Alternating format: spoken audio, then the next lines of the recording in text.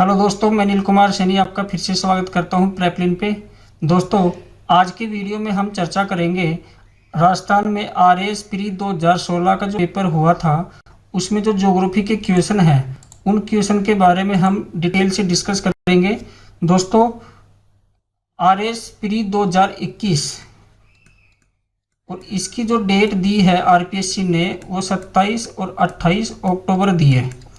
दोस्तों, इसको ध्यान में रखते हुए हमने ये सीरीज शुरू की है, जिसमें हमने 2013, 2015, जो 2013 वाली आरएएस का 2015 में पेपर हुआ था, 2016 और 2018 प्री, इन पेपर में जो ज्योग्राफी के क्वेश्चन आए हैं उनका डिस्कस कर रहे हैं। इसके बाद हम इकोनॉमिक्स की सीरीज शुरू करेंगे। इसके बाद दोस्तों टेक्नोलॉजी की सीरीज शुरू करेंगे। तो दोस्तों, 2021 का जो प्री होगा, इस प्री में मैं आपके लिए एक सीरीज लेके आऊँगा अभी 2-4 दिन बाद, और उस सीरीज में मैं आपको गारंटी देता हूँ 40 से 50 क्वेश्चन आपको मिल जाएंगे 150 क्वेश्चन में से। अगर आप कंटिन्यू बने रहते हैं, वीडियो को लास्ट तक देखते हैं, तो इन पेपर के सॉल्यूशन में आप कौन से क्वेश्चन और किस टाइप के क्वेश्चन आते हैं, उनको कैसे हैंडल करना है, ये आप सीख जाएंगे। दोस्तों, आज की वीडियो को अपन शुरू करते हैं। तो पहला अपना जो क्वेश्चन है वो देखिए, सूची 1 को सूची 2 से सम्मिलित कीजिए तथा सही उत्तर का चयन नीचे दिए कूट से कीजिए। तो दोस्तों, एक तरफ तो है पर्वत शिखर और एक तरफ है महाद्वीप। तो दोस्तों, जो सबसे पहले आप देखो, जो पर्वत शिखर है, कोशिस्को, मैकिनले, एल्ब्रूस और किलिमंजारो, और एक तरफ महाद्वीप है यूरोप, अफ्रीका, ऑस्ट्रेलिया और उत्तरी अमेरिका। तो दोस्तों, माउंट किलिमंजारो अफ्रीका में है, ये बहुत फेमस है, आपने सुना होगा। ये एक ज्वालामुखी पर्वत है। तो इससे आप देखो डी में आ गया 2। तो दोस्तों, डी में 2 ये रहा। इसी एक जोड़े से एक सुमेलित करने से आपका आंसर आ जाएगा 2 नंबर। लेकिन अपन थोड़ा सा आगे और देखते हैं। माउंट कोशिस्को ये ऑस्ट्रेलिया की सबसे ऊंची चोटी है, ऊंचा पर्वत है। माउंट मैकिनले ये उत्तरी अमेरिका की सबसे ऊंचा पर्वत है, ये अलास्का में स्थित है दोस्तों। और अलास्का किसका भाग है? यूएसए का। माउंट एल्ब्रूस ये यूरोप का सबसे ऊंचा पर्वत है दोस्तों। तो ए में हो गया 3, बी में हो गया 4, सी में हो गया 1 और डी में हो गया 2। तो आंसर कौन सा है दोस्तों? 2 नंबर। नेक्स्ट हम बात करते हैं, एक तरफ है औद्योगिक प्रदेश विश्व के और एक तरफ है देश, और ये कहा जा रहा है कि भाई सूची 1 को सूची 2 से मिलान कीजिए। तो दोस्तों, लंकाशायर, आपने सुना होगा, लंकाशायर फुटबॉल की टीम है। तो लंकाशायर यूनाइटेड किंगडम में है, यूके, यूनाइटेड किंगडम। पिछले वीडियो में हमने बात की थी रूर प्रदेश। रूर प्रदेश जर्मनी में है, और मैंने आपको बताया था कि भारत का छोटा नागपुर का पठारी क्षेत्र, यहाँ खनिज सर्वाधिक पाए जाते हैं, इसलिए इसको भारत का रूर कहते हैं। भारत का रूर कहते हैं। तो रूर प्रदेश का है दोस्तों जर्मनी में। केहिन प्रदेश दोस्तों, केहिन एक औद्योगिक क्षेत्र है जापान में। और दक्षिणी अपलेशियन प्रदेश ये है संयुक्त राज्य अमेरिका में। तो दोस्तों, आपने सुना होगा कि अमेरिका की अपलेशियन पर्वत श्रेणी, अपलेशियन पर्वत श्रेणी से अरावली की तुलना की गई है, क्योंकि अपलेशियन पर्वत श्रेणी का जो विस्तार है वो दक्षिण पश्चिम से और उत्तर पूर्व की ओर है, और अरावली का भी दक्षिण पश्चिम से उत्तर पूर्व की ओर है। तो दोस्तों, ए में 4, ए में 3।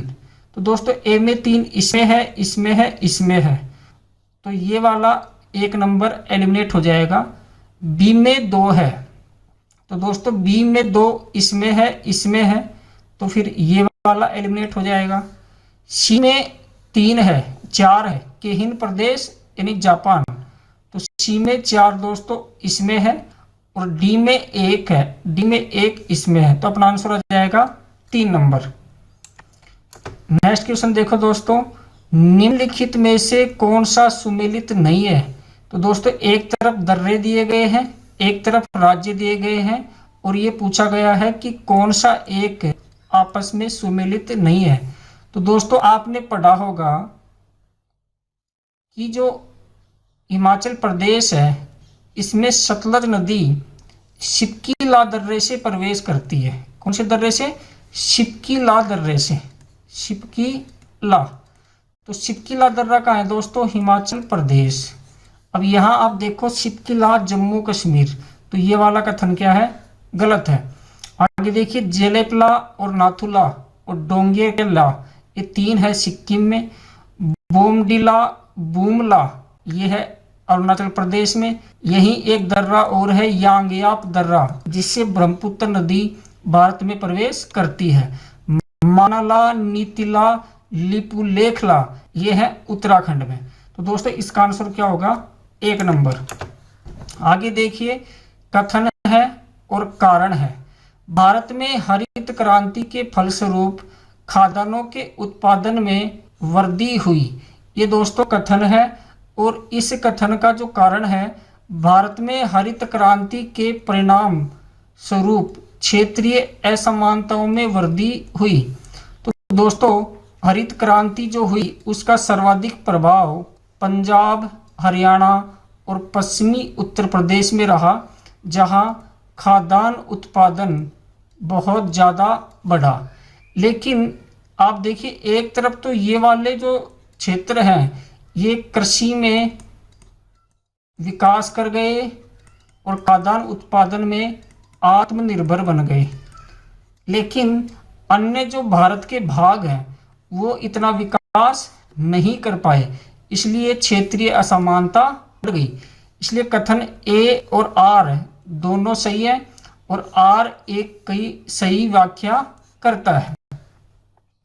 आगे देखिए निम्नलिखित में से सन 2013-14 में भारत में मैग्नीज उत्पादक राज्यों में उच्च से निम्न उत्पादन स्तर का कौन सा क्रम सही है? तो दोस्तों 2013-14 में जो मैग्नीज उत्पादन रहा सर्वाधिक वो मध्य प्रदेश में था। तो दोस्तों ये रोंग, मध्य प्रदेश इसमें है और इसमें है। तो दोस्तों दूसरा स्थान ओडिशा का, तो ये भी यहाँ भी ओडिशा है और यहाँ भी ओडिशा है। लेकिन दोस्तों तो तीसरा था वो आंध्र प्रदेश का, यहाँ राजस्थान है। तो ये वाला भी रोंग हो गया। अपना आंसर आ गया 1 नंबर। एमपी, ओडिशा, आंध्रा और राजस्थान।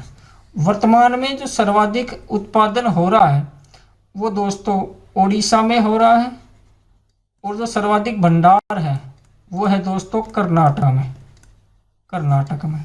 इसका ध्यान रखना। आगे देखिए उत्तर दक्षिण गलियारे नॉर्थ साउथ कॉरिडोर पर स्थित निम्नलिखित नगरों को उत्तर से दक्षिण के क्रम में व्यवस्थित करते हुए सही उत्तर का चयन नीचे दिए गए कूट से कीजिए। तो दोस्तों नागपुर, आगरा, कृष्णागिरी और ग्वालियर।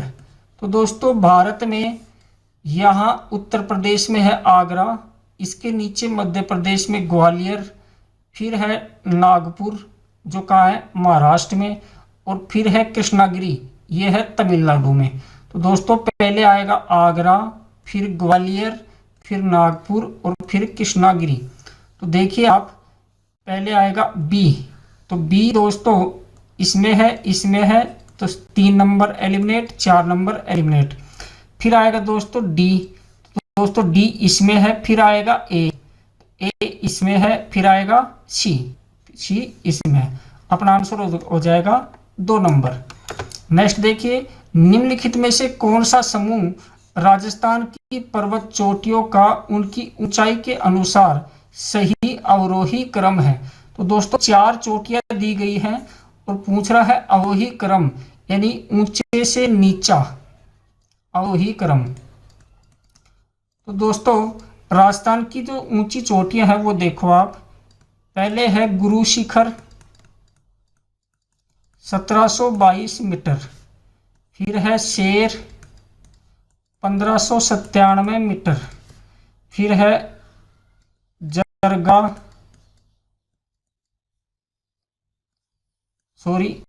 फिर है देलवाड़ा 1442 मीटर, फिर है जरगा 1431 मीटर, फिर है अचलगढ़ 1380 मीटर।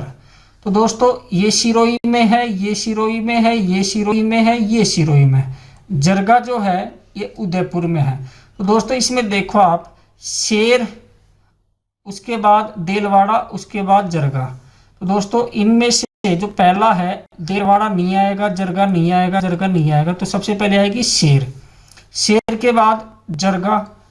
अब दोस्तों सज्जनगढ़ और तारागढ़, तो सज्जनगढ़ दो हैं दोस्तों, एक तो सज्जनगढ़ है सिरोही में और एक है उदयपुर में, उदयपुर में। तो उदयपुर वाली सज्जनगढ़ की ऊंचाई है 938 मीटर और सिरोही वाली सज्जनगढ़ की ऊंचाई है 923 मीटर। आपने सज्जनगढ़ वन्यजीव अभ्यारण्य का नाम सुना होगा उदयपुर में, ये वही है। तो दोस्तों तीसरे नंबर पे आ गई सज्जनगढ़। तारागढ़ अजमेर में है जिसकी ऊंचाई है 870 मीटर। तो अपना आंसर हो जाएगा 2 नंबर। राजस्थान की किस झील को रामसर आर्द्र भूमि की सूची में शामिल किया गया है? दोस्तों भारत में सबसे पहले 1981 को 2 आर्द्र भूमियां बनी।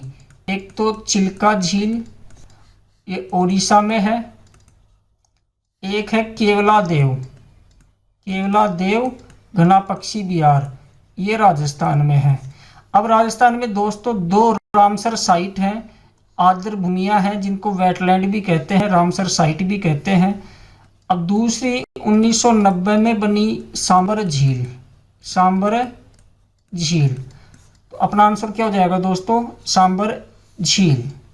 ठीक है, आगे देखिए, राजस्थान सरकार द्वारा पहली वन नीति का अनुमोदन कब किया गया? तो दोस्तों राजस्थान सरकार द्वारा जो पहली वन नीति बनी वो 17 फरवरी 2010 को बनी। तो अपना आंसर है 17 फरवरी 2010। ठीक है दोस्तों, आगे देखिए, राजस्थान सरकार ने कौन से वर्ष में राजस्थान जैविक विविधता नियमों को बनाया तथा राजस्थान राज्य जैव विविधता बोर्ड की स्थापना की? तो दोस्तों 2010 में ही 2 मार्च को राजस्थान जैविक विविधता नियम बनाए गए, राजस्थान जैविक विविधता नियम बनाए गए। साथ में ही 14 सितंबर 2010 को राजस्थान राज्य जैव विविधता बोर्ड की स्थापना की गई। राजस्थान राज्य जैव विविधता बोर्ड, जैव विविधता बोर्ड की स्थापना की गई। तो आंसर होगा दोस्तों 2 नंबर।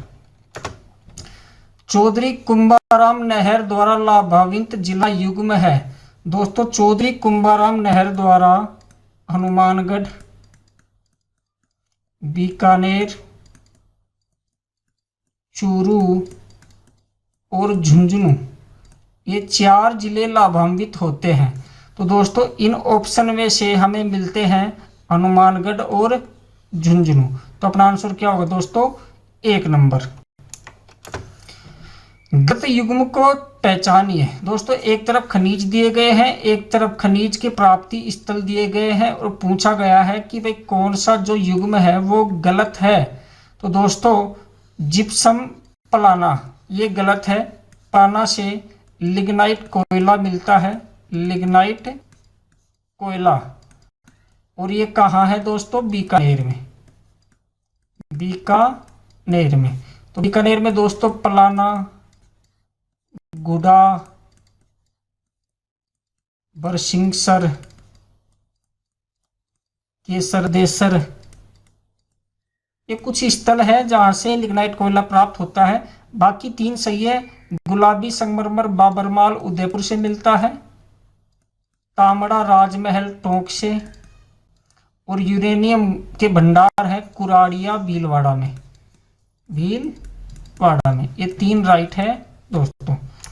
नेक्स्ट देखिए, जनगणना 2011 के अनुसार राजस्थान के सर्वाधिक कुल जनसंख्या वाले जिलों को अवरोही क्रम में जमाइए। तो दोस्तों जनगणना 2011 के अनुसार तो राजस्थान में सर्वाधिक जिलों का अवरोही क्रम पूछा गया है। तो दोस्तों सर्वाधिक जनसंख्या है वो जयपुर में है, दूसरे स्थान पे जोधपुर में है, तीसरे में अलवर है और चौथे में नागौर है। तो अपना आंसर हो जाएगा 2 नंबर। आगे देखिए, वर्ष 2011 में निम्नलिखित में से कौन से 2 जिले उनकी कुल जनसंख्या में सबसे कम अनुसूचित जनजाति प्रतिशत रखते हैं। तो दोस्तों 2 जिले हैं वो है बीकानेर और नागौर। इनकी कुल जनसंख्या में मात्र 0.3% एसटी अनुसूचित जनजाति का प्रतिशत है। तो आंसर होगा 3 नंबर। राजस्थान के निम्नलिखित जिलों को पूर्व से पश्चिम की ओर सही क्रम में व्यवस्थित करें। तो दोस्तों 4 जिले हैं, बूंदी, अजमेर, उदयपुर, नागौर। और ये पूछा गया है कि भी पूर्व से पश्चिम की ओर सही क्रम में व्यवस्थित करें। इसके लिए दोस्तों मैंने यहाँ एक मैप लगाया है और आप ध्यान से देखिए कि सबसे पूर्व में आएगा यहाँ बूंदी का क्षेत्र, बूंदी के बाद आएगा दोस्तों अजमेर का क्षेत्र, अजमेर के बाद आएगा नागौर का क्षेत्र और नागौर के बाद आएगा दोस्तों उदयपुर का क्षेत्र। तो बूंदी ए पहले आएगा, बी 2 नंबर पे आएगा, डी 3 नंबर पे आएगा और सी 4 नंबर पे आएगा। A B D C. तो अपना आंसर कौन सा हो जाएगा दोस्तों? 3 नंबर। आगे देखिए, जनकपुरा और सरवार खाने जिस खनिज के लिए उत्पादन के लिए जानी जाती है वह है। तो दोस्तों जनकपुरा और सरवार की खाने ये अजमेर में है, अजमेर में स्थित है। और ये दोस्तों तांबड़ा के लिए जानी जाती है। किसके लिए दोस्तों? गार्नेट। गार्नेट का मतलब होता है तांबड़ा। आगे देखिए, एक तरफ वन्य जीव संरक्षित क्षेत्र है, एक तरफ जिले हैं और ये कहा गया है कि वे सूची 1 को सूची 2 से मिलान कीजिए।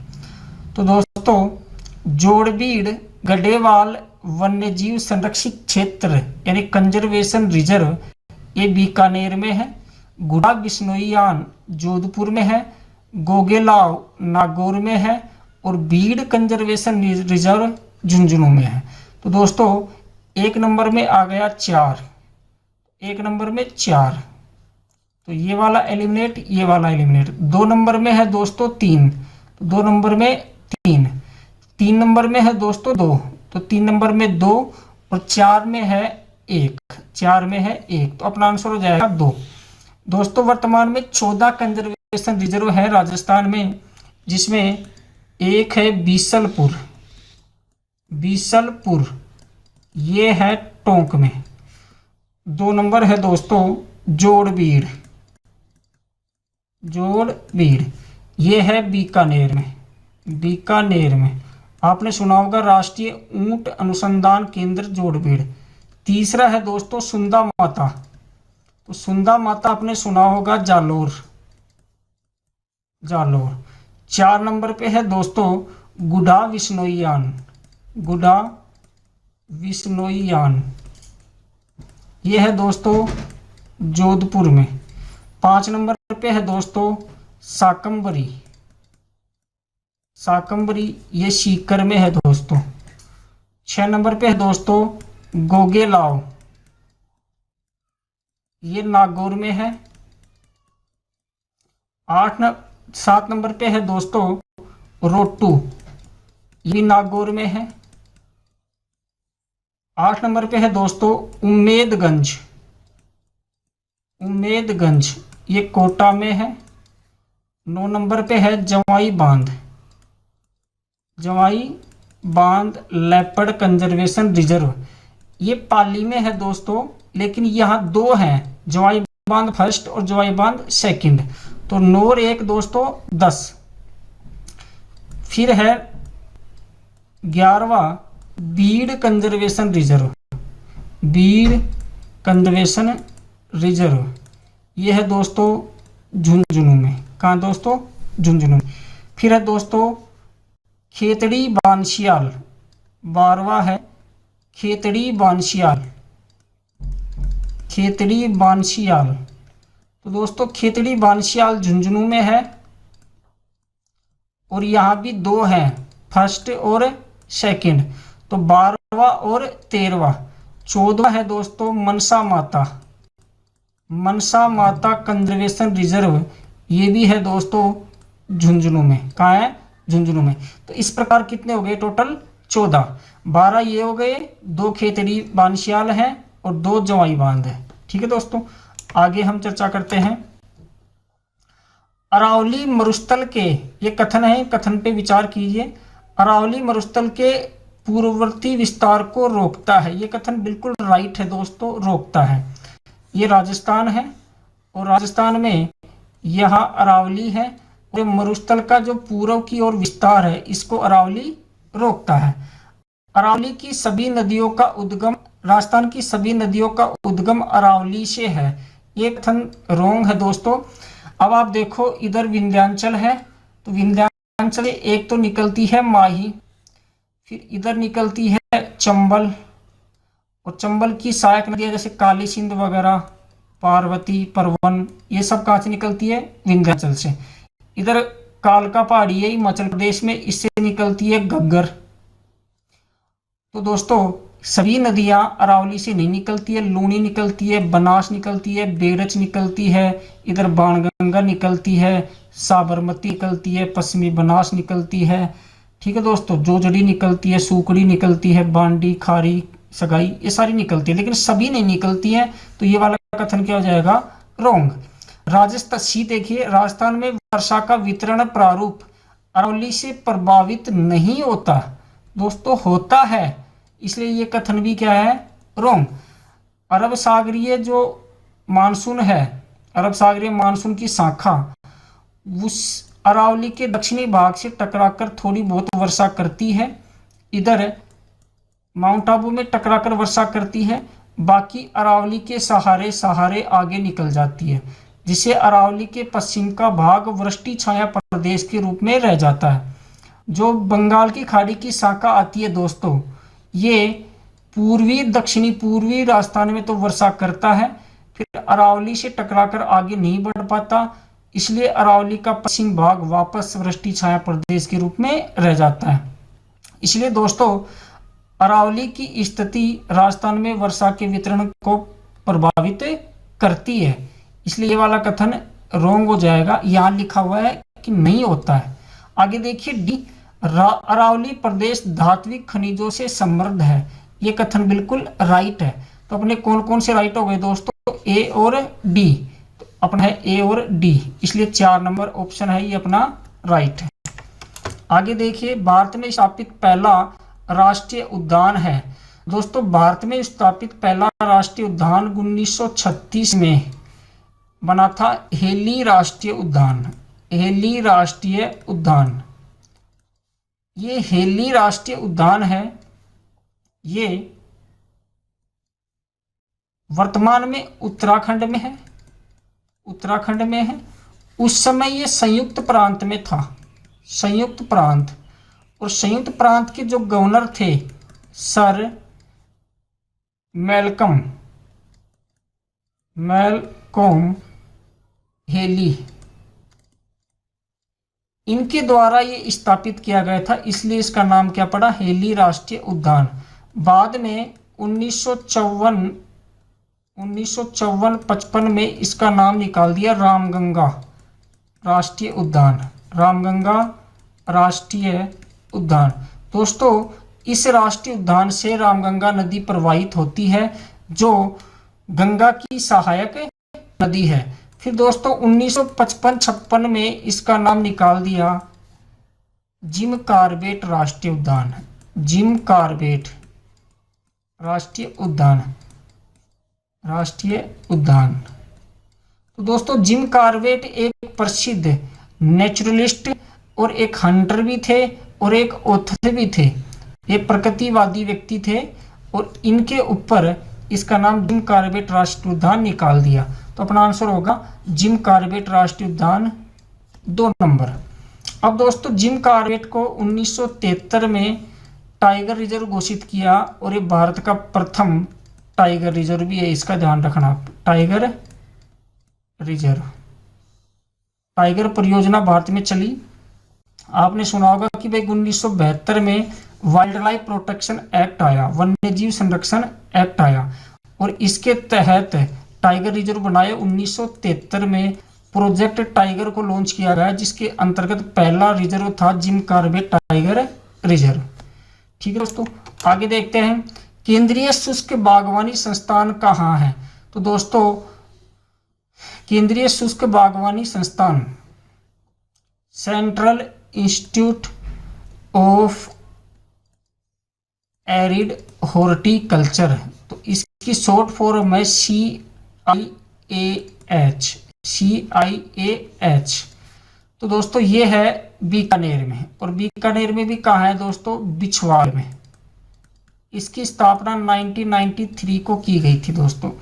गंगानगर में दोस्तों केंद्रीय कृषि फार्म है, एक तो सूरतगढ़, एक है जैतसर। सूरतगढ़ वाला कृषि फार्म रूस की सहायता से स्थापित किया गया था, जैतसर वाला कनाडा की सहायता से स्थापित किया गया था। जोधपुर में है दोस्तों काजरी और AFRI. Central arid zone research institute और arid forest research institute. Udaipur में है दोस्तों राष्ट्रीय मृदा सर्वेक्षण एवं भूमि उपयोग नियोजन ब्यूरो। ये चारों शहरों में जो 4 राष्ट्रीय स्तर के कृषि संस्थान हैं वो मैंने आपको बताए हैं। अपना आंसर हो जाएगा बीकानेर बिछवाल। भारत में थार मरुस्थल का कितना भाग राजस्थान में है। तो दोस्तों भारत में थार मरुस्थल का 60% भाग राजस्थान में है। आगे देखिए राजस्थान पर्यटन के लोगों में सम्मिलित वाक्य है।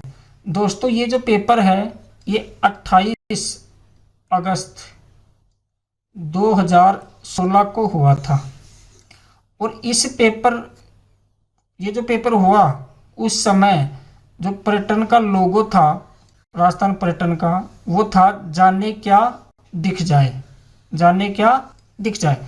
अब दोस्तों सबसे पहले 1997 में पर्यटन का जो लोगो बना वो बना पधारो मारे देश, पधारो मारे देश।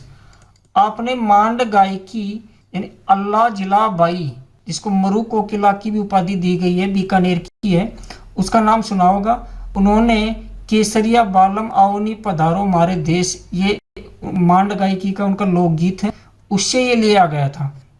इसके बाद दोस्तों 2008 में इसको चेंज किया गया और इसका किया गया कलरफुल राजस्थान, कलरफुल राजस्थान। 1997 में ये बना, 2008 में ये बना।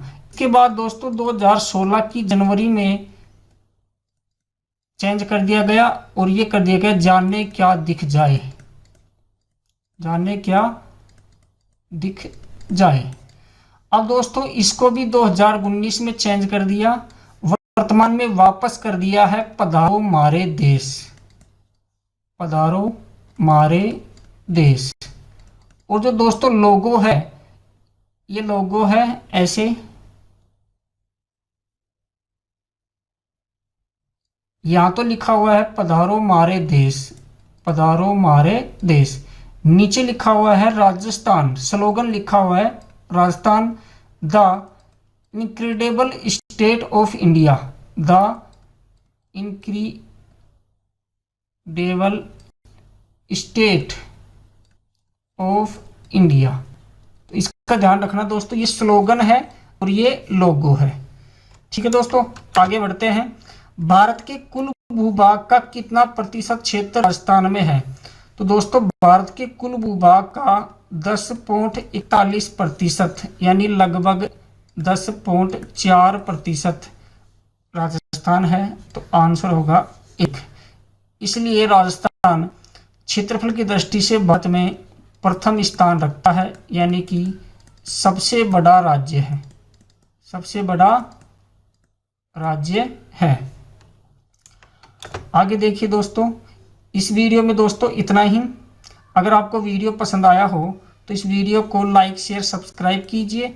आपका कोई सजेशन है तो कमेंट कीजिए। नेक्स्ट वीडियो आएगा दोस्तों RAS 2018 प्री के ज्योग्राफी का सॉल्यूशन। अगर आप वीडियो को कंटिन्यू देखते हैं तो मैं उम्मीद करता हूं कि आपका आगामी RAS 2021 बहुत ज़्यादा आसान हो जाएगा। मिलते हैं नेक्स्ट वीडियो में, तब तक के लिए धन्यवाद।